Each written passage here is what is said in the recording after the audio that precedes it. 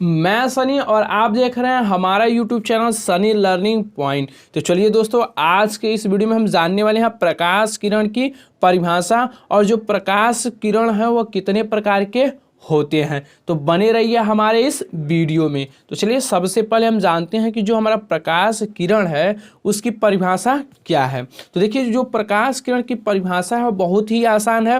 परिभाषा यही है कि जब प्रकाश किसी पारदर्शी माध्यम में सरल रेखा में गमन करता है तब प्रकाश के पथ को प्रकाश किरण कहते हैं। क्या है परिभाषा हमारा कि जब प्रकाश किरण किसी पारदर्शी माध्यम में, ठीक, और एक क्या कहता है सरल रेखा में गमन करता है तब उस प्रकाश के जो पथ होते हैं उसी पथ को जो है हम प्रकाश किरण कहते हैं। स्पष्ट हो गया। तो देखिए, जब प्रकाश किरणों के समूह को जो है हम प्रकाश पुंज कहते हैं। क्या कहते हैं कि जो प्रकाश किरणों के जो समूह होते हैं उसको हम क्या कहते हैं, तो प्रकाश पुंज कहते हैं। ठीक है। तो देखिए, अब हम जानते हैं कि जो हमारे प्रकाश पुंज के प्रकार के बारे में। तो देखिए यहाँ पर आप कि जो प्रकाश पुंज होता है वह पूरे 3 प्रकार के होते हैं। कितने प्रकार के होते हैं, तो 3 प्रकार के जो है हमारे प्रकाश पुंज होते हैं। तो पहला होता है हमारा अभिसारी प्रकाश पुंज, दूसरा होता है हमारा अपसारी प्रकाश पुंज। ठीक है, क्या होता है, अपसारी प्रकाश पुंज, और तीसरा हमारा होता है समांतर प्रकाश पुंज। तो चलिए एक एक करके हम जो है इसके बारे में भी अध्ययन करते हैं। ठीक है। तो सबसे पहले नंबर पर आता है हमारा अभिसारी प्रकाश पुंज। तो यहाँ पे आप फिगर भी देख रहे होंगे अभिसारी प्रकाश पुंज का। तो चलिए सबसे पहले हम इसकी परिभाषा को जानते हैं कि अभिसारी प्रकाश पुंज हम कहते किसे हैं। तो देखिए यहाँ पे हमने लिखा हुआ है कि जब प्रकाश की समस्त किरणें एक ही बिंदु पर मिलती हैं तो उस प्रकाश किरणों के समूह को अभिसारी प्रकाश पुंज कहते हैं। क्या है, तो आपको जो है परिभाषा स्पष्ट हो गया होगा कि जब कई प्रकाश किरणें एक ही बिंदु पर एकत्रित होती हैं। क्या होती हैं, कई प्रकाश की किरणें क्या होती हैं, एक ही बिंदु पर एकत्रित होती हैं, तो इस एकत्रित वाले बिंदु को ही हम कहते हैं अभिसारी प्रकाश पुंज। स्पष्ट हो गया। तो यहाँ पे आप फिगर भी देख रहे हैं कि यहाँ पर एक किरण आ रही है, यहाँ ओ बिंदु पर मिल रही है, दूसरी किरण आ रही है वो भी ओ बिंदु पर मिल रही है, तीसरी भी आ रही, क्या हो रही है, एक ही बिंदु। यानी कि सारे प्रकाश किरणों को जो है एक जगह इकट्ठा करने का काम करता है हमारा अभिसारी प्रकाश पुंज। स्पष्ट हो गया। उसके बाद से हम समझते हैं कि जो हमारा अपसारी प्रकाश पुंज है उसकी परिभाषा को। तो यहाँ पे आप अभिसारी प्रकाश पुंज की भी परिभाषा को भी देख सकते हैं और फिगर को भी। तो यह जो है हमारा अभिसारी प्रकाश पुंज का ठीक उल्टा है।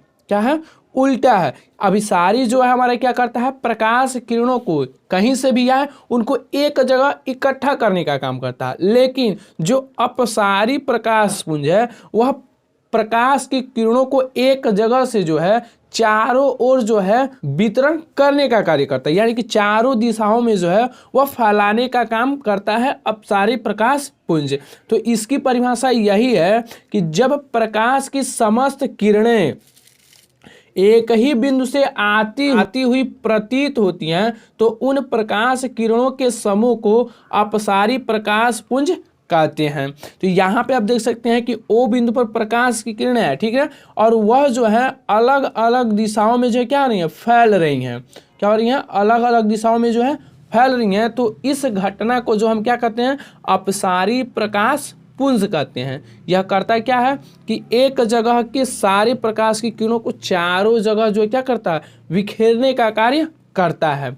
ठीक है, स्पष्ट हो गया। तो चलिए अब हम जानते हैं कि जो हमारा समांतर प्रकाश पुंज है उसकी परिभाषा को और उसके फिगर को। तो देखिए, जो हमारा समांतर प्रकाश पुंज है उसकी परिभाषा यही है कि जब प्रकाश की समस्त किरणें एक दूसरे के समांतर होती हैं तो उन प्रकाश किरणों के समूह को समांतर प्रकाश पुंज कहते हैं।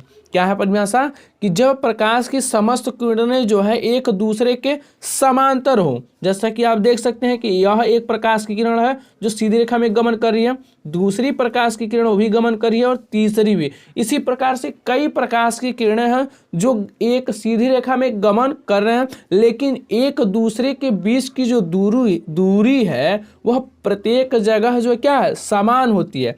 यानी कि कहने का अर्थ यह है कि जो प्रकाश की किरणें हैं एक दूसरे को कहीं भी प्रतिच्छेदित नहीं करती हैं, ठीक है।